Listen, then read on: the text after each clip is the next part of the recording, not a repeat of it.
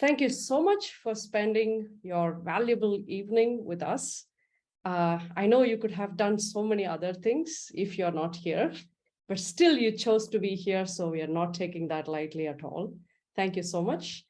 Here is a very, very warm welcome from the Product Book Club for week 2. So for some of you who are not a part of the club and you have come here for the first time, I'll take 1 or 2 minutes to really introduce what we are up to, what kind of a crazy bunch this is. And our focus is to go ahead and read 52 product books in 52 weeks. I know that's crazy. And that's how we want to become better product builders. And we are going to do it as a group, as a tribe, as a community, because reading alone sucks. We thought we'll do it like a product because we are all product people here. So we decided to fancy it with an OKR and said, okay, this is our objective of reading and reflecting product books.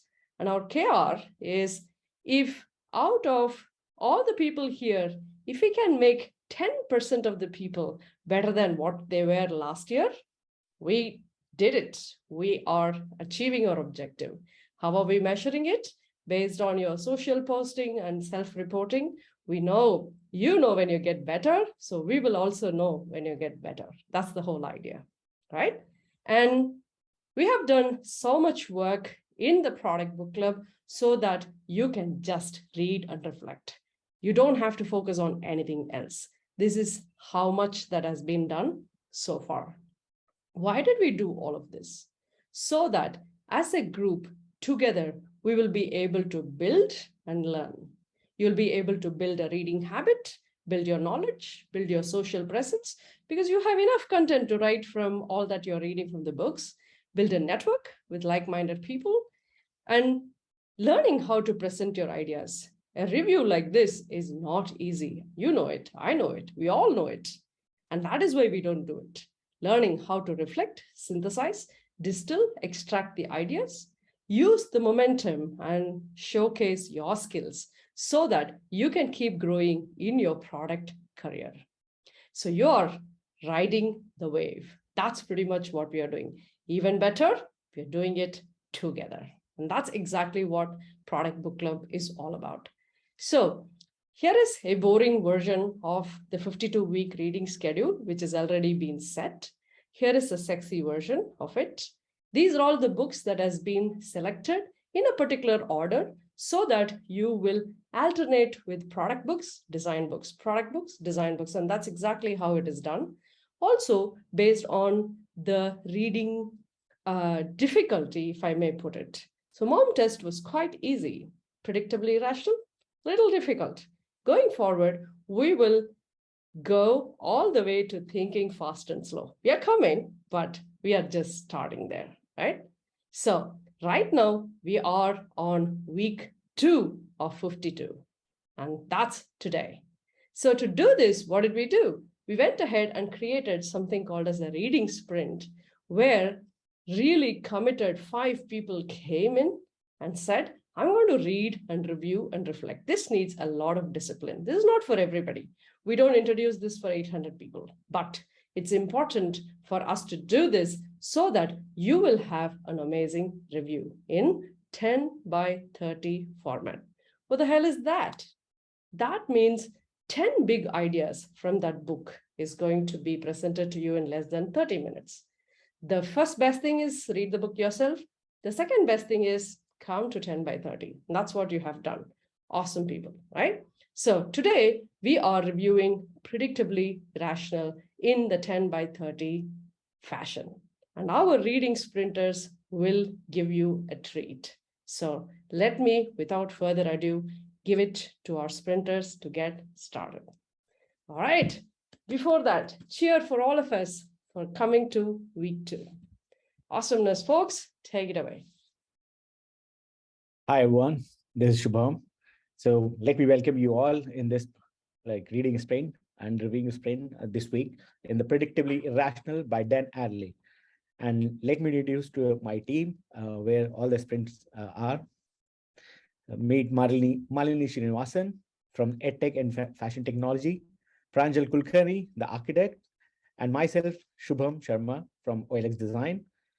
Meet Pallavi, aspiring UX designer, Shruti Dasgupta, finally, from product and supply chain. So we all came together in the review week, and we came up with this whole book of ideas. Yeah. So why should we read this book? So in totality, I would say, I will take it quickly, to understand human behaviors and the quirks deeply into it, like how in very intricately author written about all the human behaviors, which we silently does in our each and every life, day-to-day life, but we don't know what is the like science behind it, what is the sole purpose behind it. Like, do you know how you buy things, something when you really even don't need it, how you buy it, next next thought is like how our first impression leads to our decision making, and that decision making become imprinted and become our habit, but we don't know even eventually. Why always there is a social norm prevails over the market norms. And it's a very beautiful example to understand how Desh Bhakti which prevail in our soldiers. So what are those factors? And how people, like why people commit crime in their heat of passion. So what is the science behind it? How we are like over passionate, overwhelmed by ourselves. uh, the next idea is like why it is always difficult to like even for diet, even for a plan to invest, or even to exercise, stick to the follow particular routine, how it is always difficult. So we learn all those things. Apart from this, like how expectations shape your overall perception and which will lead to your behavior. So these are all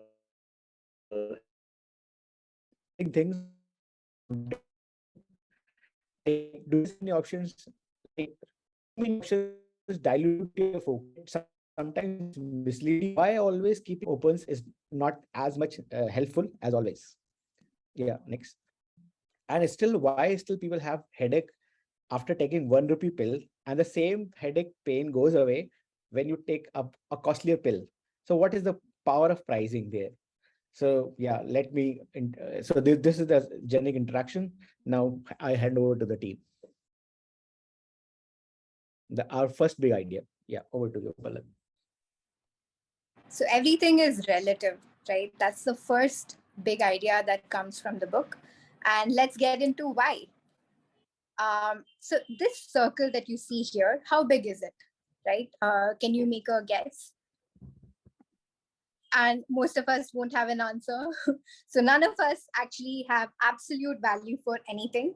Now, if I showed you the same circle in another way, it's clear, right, where each circle stands. And we quickly compared each circle and had a judgment. This is exactly what happens in our lives. And I would like to illustrate that to you with some more examples and how these influence our decisions. So when we go to a theater, we buy popcorn, right? Most of us do. If you had Satyam popcorn, and if you went to a Satyam theater, this is probably what you saw there, right? You got a small, medium, large priced at 100, 180, and 210 rupees respectively, right? And assuming, okay, it could be you went by yourself, but assuming you went with company also, you seem to be tempted to get the large, right? Because that seems most valuable. Why is that?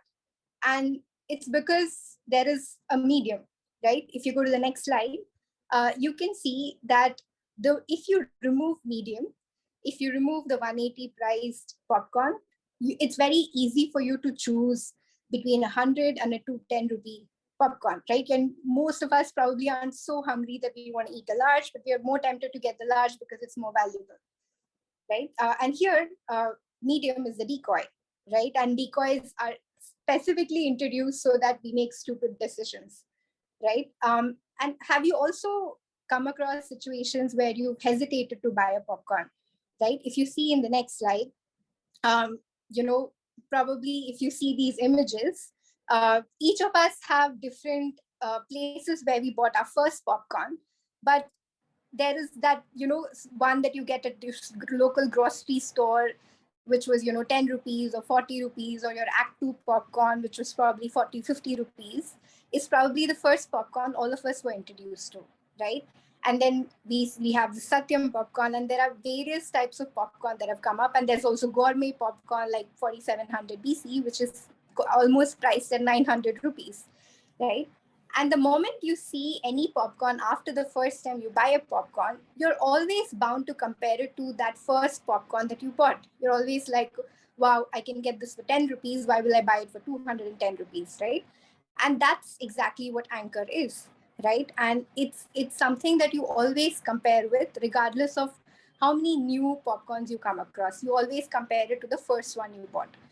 And if you read the Starbucks story, this is probably the fundamental reason why they invented these names, tall, grande, venti, and did not go by the regular small, medium, large. And if you read on that, you will understand how they've kind of used this influence to anchor you to Starbucks. And I want to show you one more, coming back to the same circle, right? If you see the image on the left and if you see the image on the right, which one would you say is the larger orange, or which one would you say is the smaller, right? Do you want to guess? I can't see the chat, but I mean, all of us are going to guess that the left one is larger, right? And if I drew a line over it and told you this is the exact same orange circle, we are still, we still see the one on the left as being larger. So the fundamental idea is everything is relative, and human beings see everything in comparison to the things that are similar or comparable. And that's the big idea here. Let me introduce the second big idea. It's all about free, free, free. Even while listening these three words, you will get up from the coma and you choose to grab the first option. This is called a zero price effect, where your intent to bound to lead to a misleading like decisions where you are hooked onto something called free. Yeah. So let me ask you one first question here, where we'll check how smart you are in terms of making a decision. So here is a catch. Like here is two option. Like you want to have 100 rupees Amazon Pay coupon for free, or it's a 250 rupees Amazon Pay coupon where you have to pay 95 rupees. Which one will you choose? You can answer in the chat. I can take 20 seconds quickly.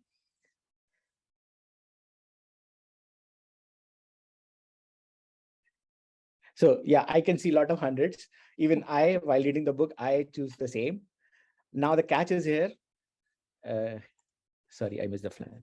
So catch is like, if you see intricately, free is the catch here. And we undoubtedly think it's a human tendency where wherever there is a fee, we cover our risk by taking this choice. Because this is free, let me take that 100. But this impulsive decision will like deteriorate our decision making, where 250 is 95 is a better deal. So yeah, moving on to next.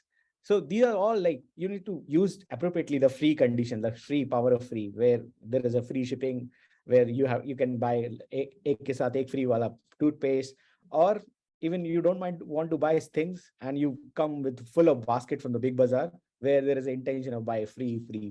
So whole concept is like a lot more than this. You will find like a lot more many like exciting things once you read it. Yeah, next. Before we go on to the next big idea, I just want to show you like a 10-second cartoon.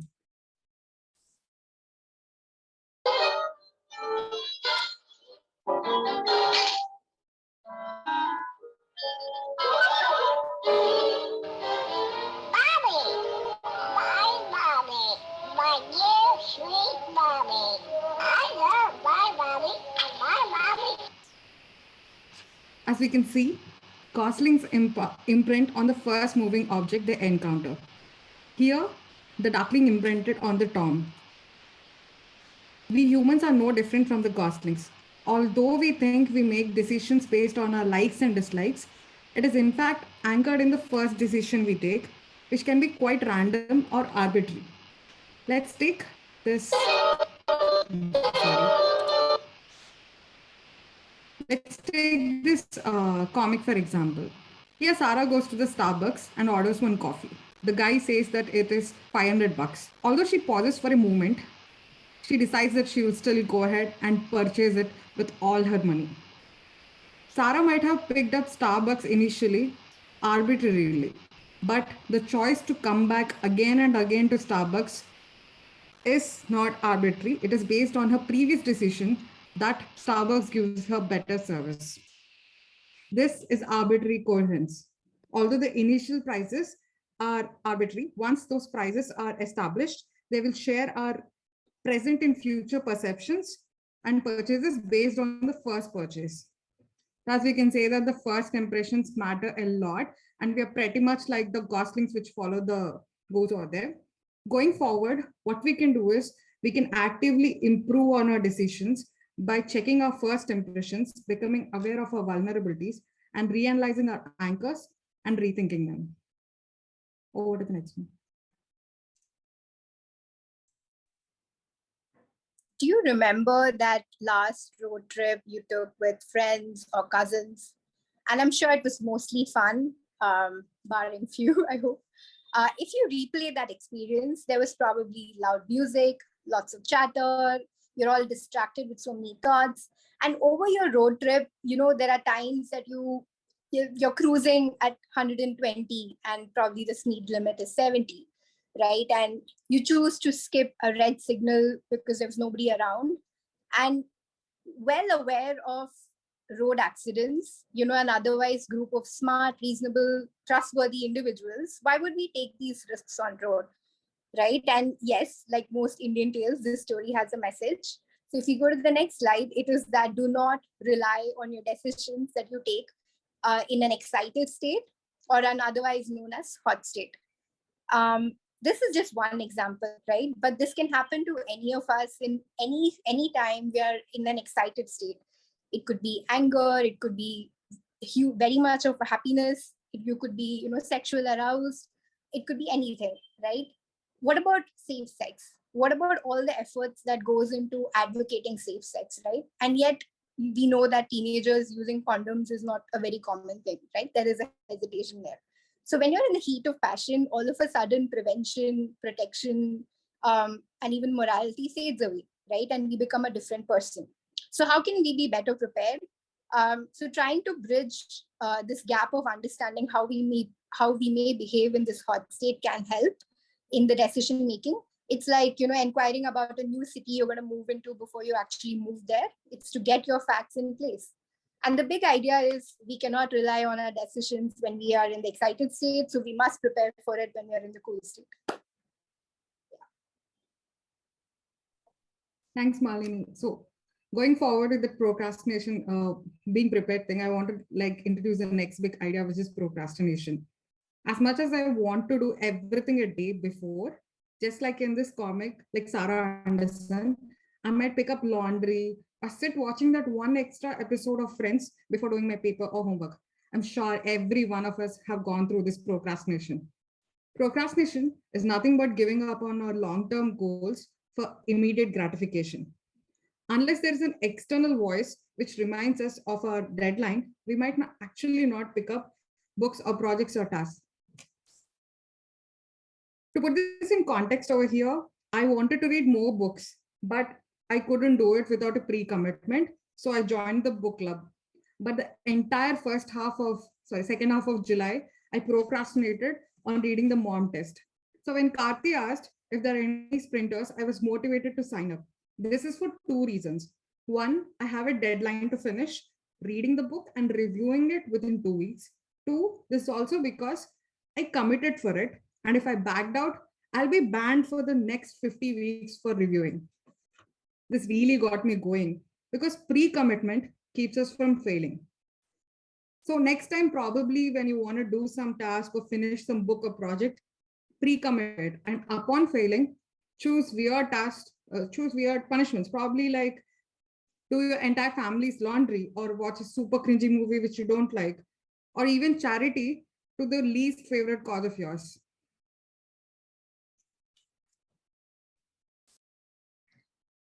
So we love keeping our doors open. We love keeping our options open for everything, right? Yes. So humans most often believe in keeping doors open instead of being focused on one. Instead of being ruthlessly focused on something particular, we're always waiting for options. So one quick question: how many of y'all were very clear about what y'all wanted to do in life after your graduation? Can you all write it in the chat? Had you all chosen something specific, or you all evaluated through options? Still figuring. Okay, that's great. So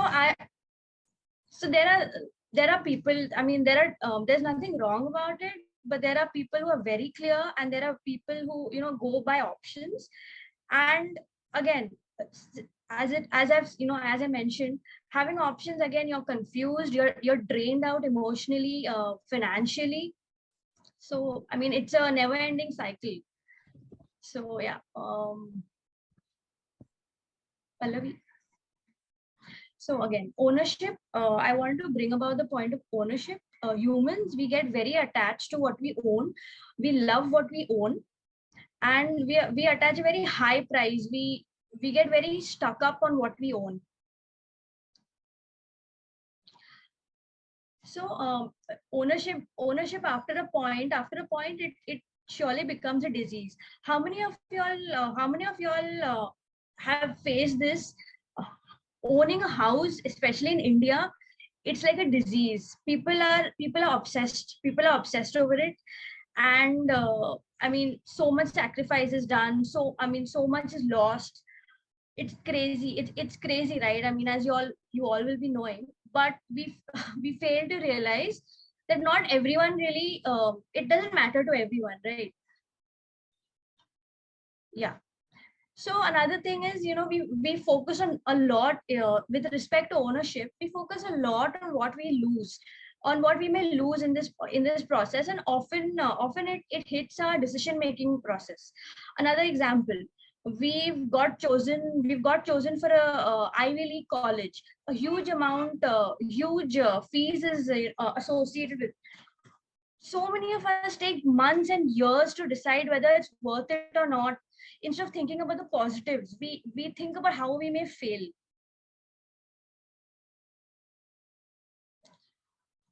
We fail to realize that everything about ownership is about perspectives. What matters to me might not matter to you. As in an employee, everything that is attached to being an employee will not matter to someone who is a businessman, or might matter less. So it's all relative here as well. Again, so ownership changes us surely, and it's pretty difficult for all of us to fall to our pre-ownership state. Now, quick question here: how many of y'all, although y'all can afford a air ticket to say to another city nearby, think that y'all will travel by bus or train, but time comes, it never happens. You'll you know always end up traveling by airlines? How many of y'all do that?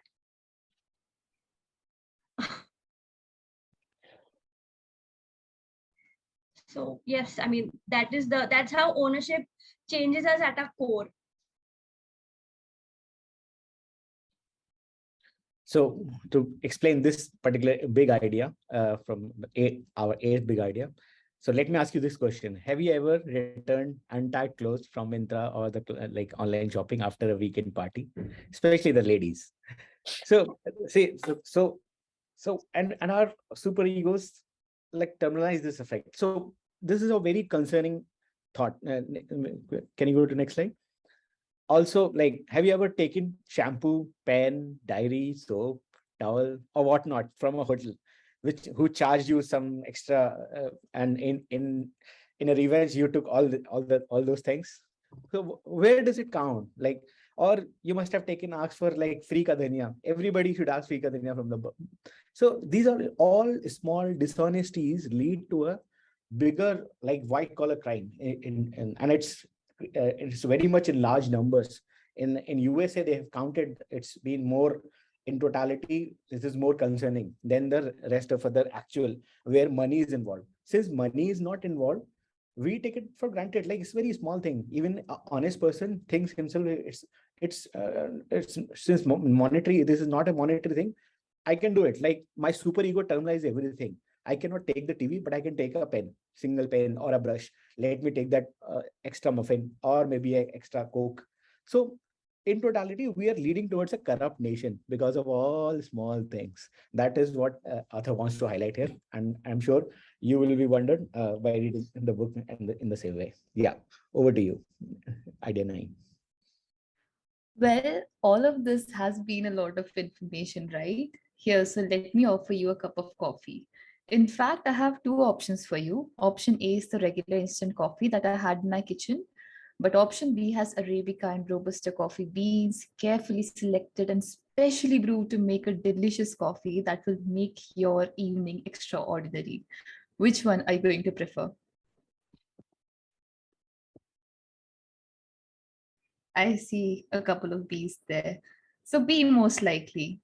What if I told you that it is the same coffee and I copied the description from the instant coffee jar itself? But this isn't just about choosing the cup of coffee. In fact, had I not told you and had actually given you both of these samples, the chances are you would have still enjoyed coffee B more than A. This takes us to the next big idea that comes from here. The mind gets what it expects. When we believe beforehand that something will be good, it generally will be good. And when we think it will be bad, it will be bad. You might have heard the saying from elder people, everything happens for your own good. This is a fantastic life advice because if you wire your brain to expect good experiences, you will end up seeing the positives even in the worst of situations. And for all of us here, this is a very powerful tool that you can use as a professional in any field. To enhance the experience, you need to enhance the expectations of whatever you are developing. Describe the positives generously. You have already put in all the efforts, so why be afraid of presenting it as something that is awesome? And secondly, never underestimate the power of good presentation. You can also apply this in your personal lives. For example, when you invite people over to a movie, you can increase the enjoyment by mentioning that it has got great reviews. When you serve food, enhance the experience by setting the plates beautifully. Good presentation is the easiest way to show that you care. This presentation is all about helping you make better decisions, starting today itself. So now for the last big idea, let's think about a tough decision that we all might have made one time or the other. Tell us honestly, while ordering food in a restaurant, have you ever gotten so confused and ordered something which was not what you wanted to have at all? Let's add some more context here. Your boss has invited you and your colleagues for an office lunch after a great client presentation. And when you step into the restaurant, you see a delicious looking plate of Alfredo pasta being served. And now you're already imagining yourself having that amazing pasta. But right when the waiter comes to your table, you see that your boss and colleagues are all ordering traditional Indian food. And they're also talking about how amazing Indian food is. So you're so confused, you don't want to stand out with your pasta. And when the waiter asks you, you say dosa. Sounds miserable, right? But wait, I bet there are some of you who are thinking that this would never happen to me. I don't mind standing out, especially when it comes to my unique taste in food and drinks. I bet that at least once you have ordered the most unconventional and quirky thing that was on the menu that was intentionally different from everything else that everyone else had ordered. I have done that. And FYI, honey flavored coffee made with coconut milk does not taste good. We have all been disappointed by some of the decisions that we made. This is because we are susceptible to irrelevant influences from our contexts and emotions. Like visual illusions, there are decision illusions. How we comprehend a situation depends on how we filter it through our physical and emotional senses. The way we assess situations using comparison might not be a true representation of reality. And that is how we end up making irrational decisions. The mistakes that we make in decision making are not because we are weak minded or we lack knowledge and practice or we are plain stupid. Mistakes are an integral part of the human experience. Being empathetic to this human part of us is the key to create better products, better strategies, better policies for ourselves, our society, and the whole nation. All it takes is to accept that we all are predictably irrational. So here are the next steps for you. The book is amazing. Like, there are 100 more great ideas that you can get that can make your life easier instantly. If you enjoy learning about behavioral sciences, this book is a must read. And take some time out today to ponder on why we behave the way we do. Awareness is the first step that can help us make better decisions. Thank you.